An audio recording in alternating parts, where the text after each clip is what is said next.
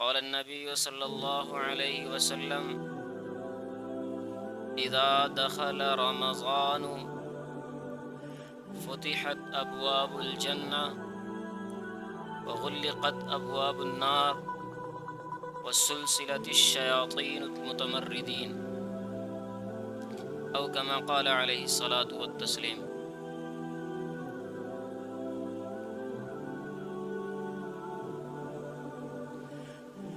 قابل قدر بزرگان دین،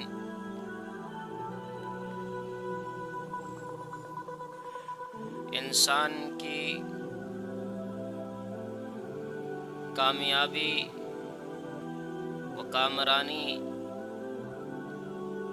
اللہ تبارک و تعالی نے اپنے احکام میں رکھی ہے۔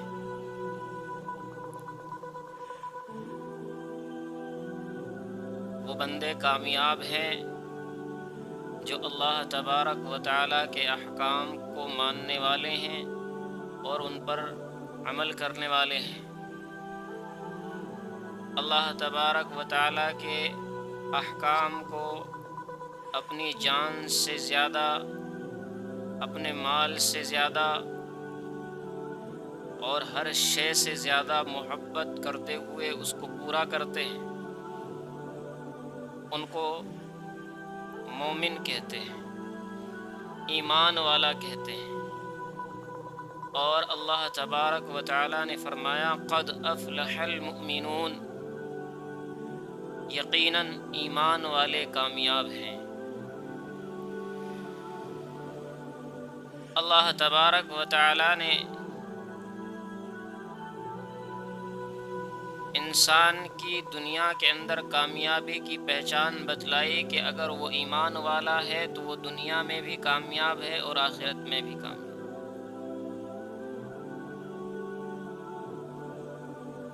ارشاد خداوند عالم ہے من کان یرید حرث الآخرۃ نزد له فیہا ومن کان یرید حرث الدنیا نؤتہ منہا وما له فی الآخرۃ من نصیب، کہ جو آخرت کا طلبگار ہے، جو یہ چاہتا ہے کہ ہماری آخرت اچھی ہو جائے، ہمارے اعمال کا بدلہ آخرت میں ملے، تو اللہ تبارک و تعالی فرماتے ہیں کہ ہم اس کی آخرت میں بڑھا چڑھا کر عطا کریں گے، اس کی سوچ سے زیادہ دیں گے۔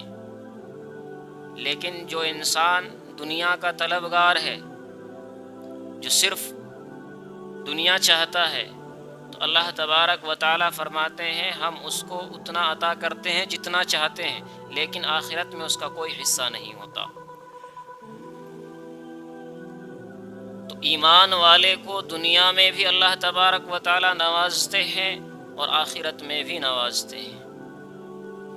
آخرت میں کامیابی کی پہچان یہ ہے کہ اگر نامہ اعمال انسان کو دائیں ہاتھ میں دے دیا گیا تو سمجھو وہ انسان کامیاب ہو گیا، اور اگر اس کا نامہ اعمال اس کے بائیں ہاتھ میں دیا گیا تو سمجھو وہ برباد اور ہلاک ہو گیا۔ ارشاد خداوند عالم ہے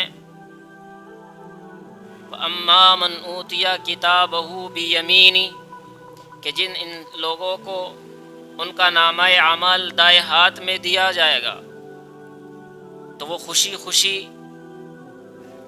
لوگوں کو دکھاتے ہوئے ہوں گے اور کہتے ہوئے ہوں گے فَيَقُولُ هَاؤُمُ اقْرَءُوا كِتَابِيَهْ، لوگوں کو اپنا نامہ اعمال دکھائیں گے،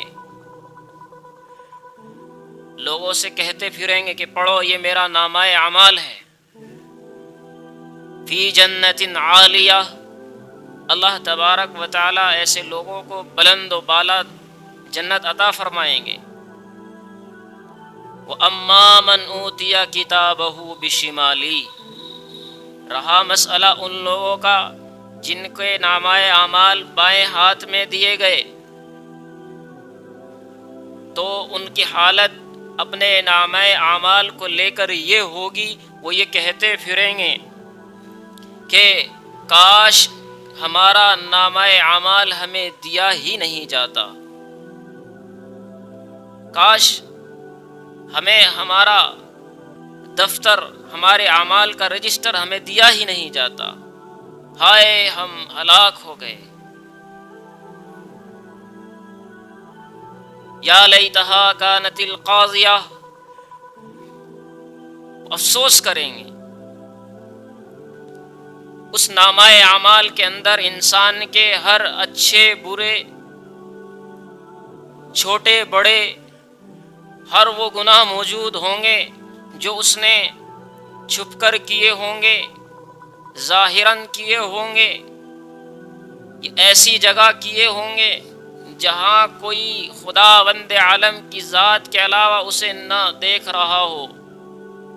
جب وہ اپنے نامہ اعمال میں اپنی ان برائیوں کو دیکھے گا تو وہ کہے گا یا ویلنا ما لہذا الکتاب لا یغادر صغیرۃ ولا کبیرہ، ہائے ہائے ہائے، اس نامہ اعمال کو کیا ہو گیا ہے، اس نے تو کوئی چھوٹا کوئی بڑا کوئی گناہ نہیں چھوڑا، ہر گناہ اس کے اندر موجود ہے، ہائے برباد ہو گیا، ہلاک ہو گیا۔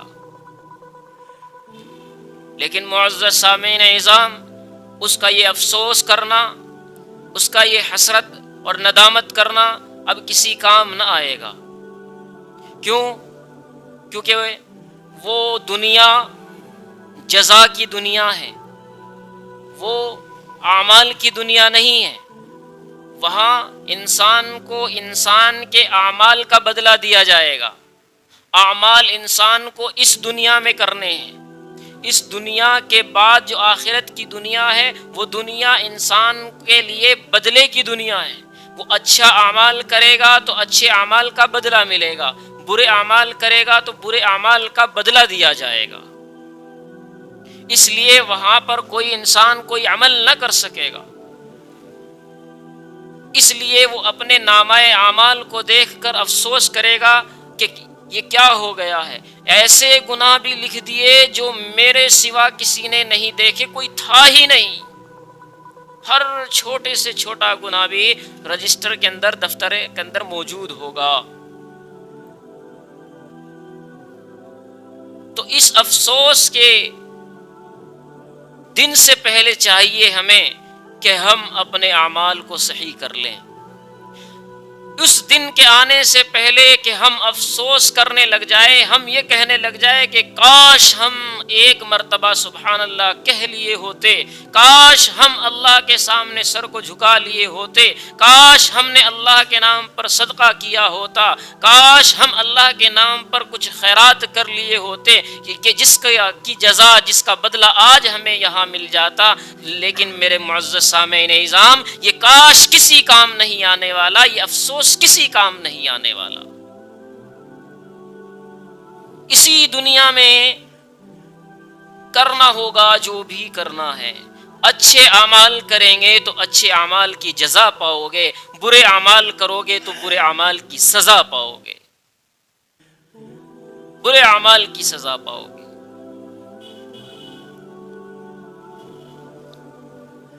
برے اعمال کی سزا کے لیے اللہ تبارک و تعالی نے جہنم بنائی ہے۔ اور جہنم کیا چیز ہے؟ جہنم کے 7 طبقات ہیں۔ جبرائیل امین سیدنا جناب محمد الرسول اللہ صلی اللہ علیہ وسلم کے سامنے جہنم کے 7 طبقات گنوائے اور یہ بتلایا کہ کون سے طبقے میں کون گنہگار جائے گا۔ جہنم کے نام بتائے کہ اللہ تبارک و تعالیٰ نے اتنی جہنم بنائی ہے، سعیر ہے، نار ہے، تو یہ سقر ہے، کون کون جائے گا؟ فرمایا فلا جہنم میں فلا، جی جس نے نام کے لیے دنیا میں شہادت کی پائی وہ جہنم میں جائے گا، جس نے دکھاوے کے لیے اللہ کے نام پر پیسہ خرچ کیا ریاکاری کے لیے وہ اس جہنم میں جائے گا، جس نے دنیا کی غرض سے کوئی بھی نیک عمل کیا لیکن دنیا کو دکھانے کے لیے اللہ تبارک و تعالیٰ نے ان کے لیے یہ جہنم بنا رکھی ہے۔ جس طرح آپ علیہ السلام کو جبرائیل امین نے 6 جہنم گنوا دی، جب 6 جہنم ہو گئی 7ویں کی باری آئی تو جبرائیل امین خاموش ہو گئے اور رونے لگے۔ سرور کائنات جناب محمد الرسول اللہ صلی اللہ علیہ وسلم نے پوچھا جبرائیل امین 7ویں جہنم کون سی ہے، خاموش کیوں ہو، بتاتے کیوں نہیں ہو؟ فرمایا یا رسول اللہ آپ سن کر حیران ہو جائیں گے، آپ رنجیدہ اور غمگین ہو جائیں گے۔ فرمایا کہ عرض کرو، بتلاؤ وہ 7ویں جہنم کون سی ہے؟ فرمایا یا رسول اللہ وہ 7ویں جہنم وہ ہے کہ جس میں آپ کی امت کے بے نمازی جائیں گے۔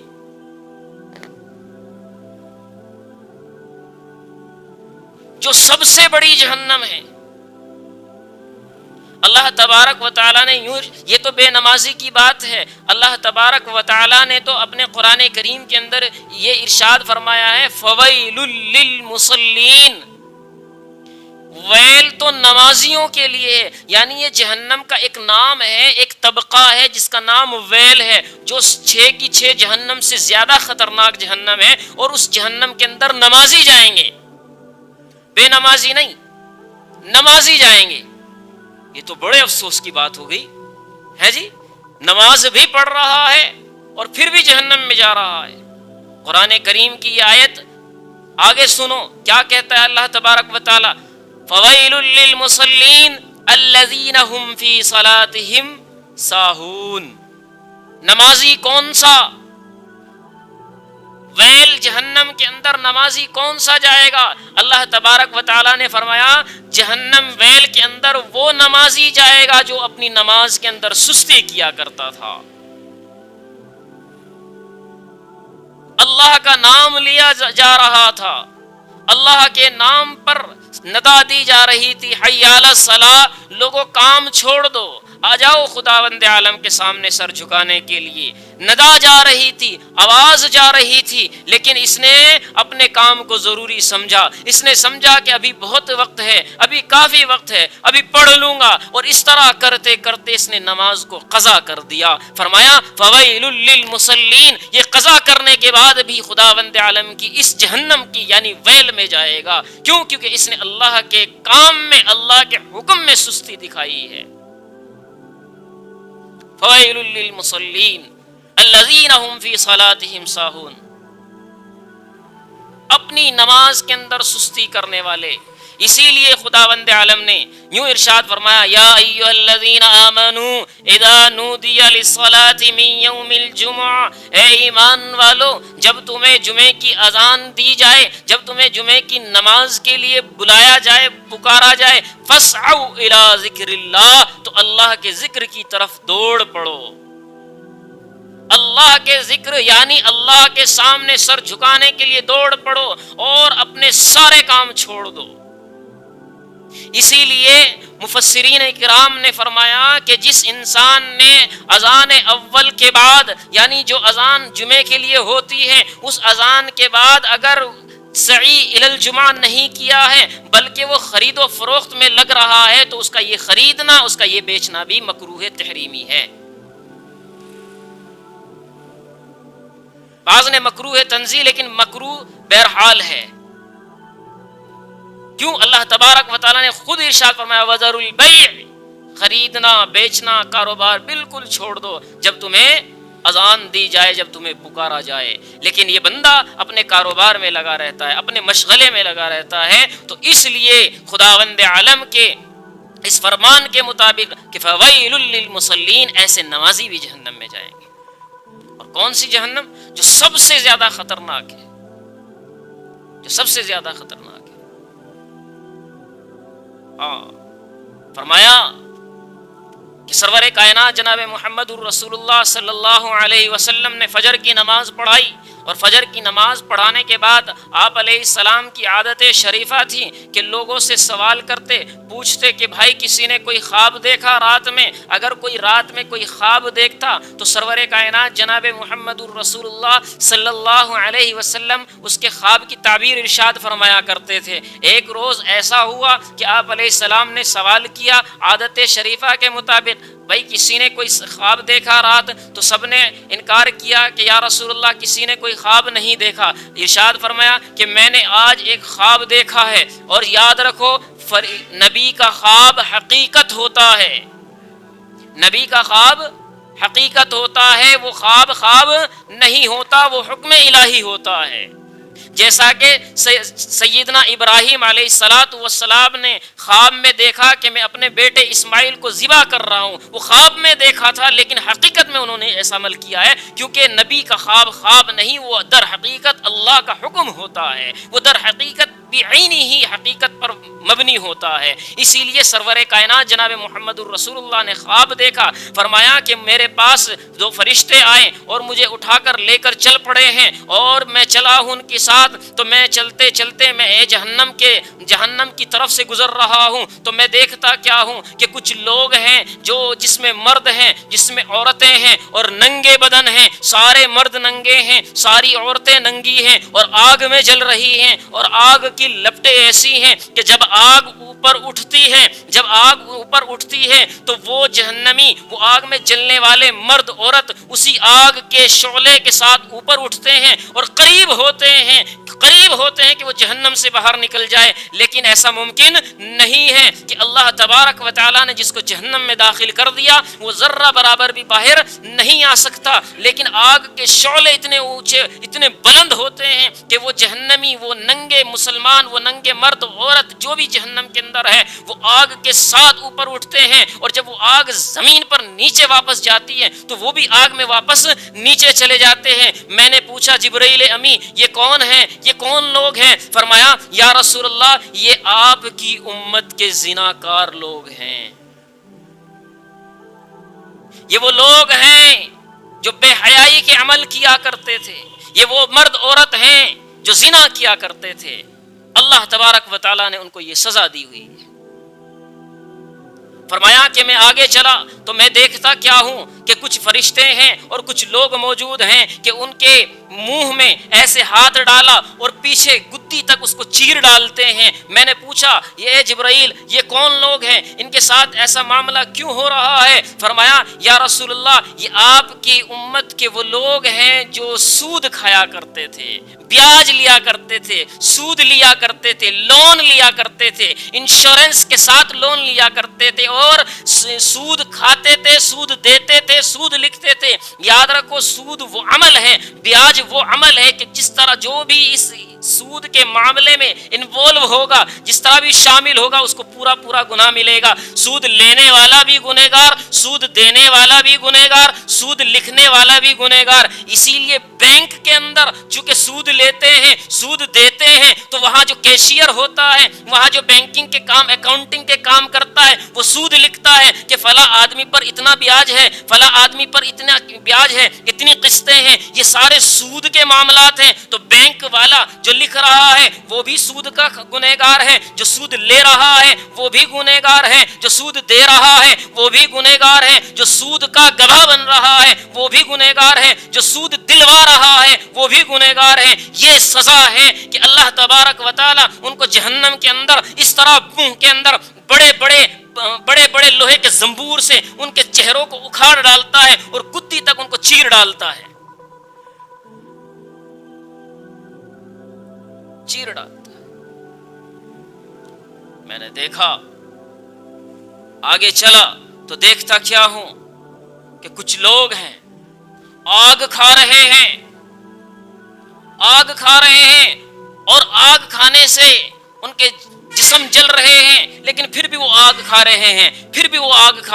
میں نے پوچھا جبرائیل یہ لوگ کون ہیں؟ جبرائیل نے فرمایا یا رسول اللہ یہ آپ کی امت کے وہ لوگ ہیں جو دوسروں کا مال دھوکے سے کھایا کرتے تھے، یتیموں کا مال کھایا کرتے تھے۔ دوسرے کا مال کھانا، یاد رکھو جو انسان دنیا میں یتیم کا مال کھا رہا ہے، کسی غریب کا مال کھا رہا ہے، یا کسی کا بھی مال کھا رہا ہے دھوکے سے، تو وہ در حقیقت مال نہیں، وہ اپنے پیٹ میں آگ بھر رہا ہے۔ ظلم سے، جبر سے اگر کوئی کسی سے کوئی مال کھا رہا ہے، کسی کا پیسہ دبایا ہوا ہے، تو سنو، اس نے پیسہ نہیں، اس نے مال نہیں، اس نے دولت نہیں، وہ دیکھ رہا ہے کہ میرے برتن کے اندر، میرے پلیٹ کے اندر، میرے دسترخوان کے اندر بڑے اچھے اچھے کھانے لگے ہوئے ہیں، وہ در حقیقت آگ کے انگارے رکھے ہوئے ہیں، آگ کے انگارے رکھے ہوئے ہیں۔